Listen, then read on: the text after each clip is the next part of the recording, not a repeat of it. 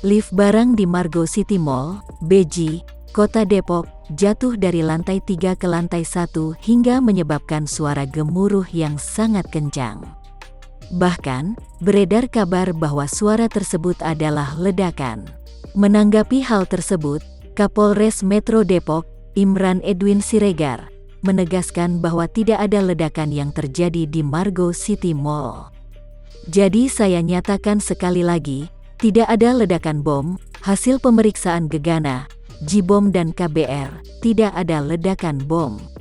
Ini untuk meluruskan bahwa ada simpang siur berita ada ledakan bom, ungkap Imran di lokasi kejadian, Sabru, tanggal 21 Agustus tahun 2021.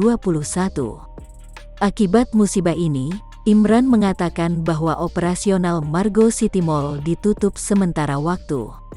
Penutupan ini dilakukan selama proses penyelidikan tengah berlanjut.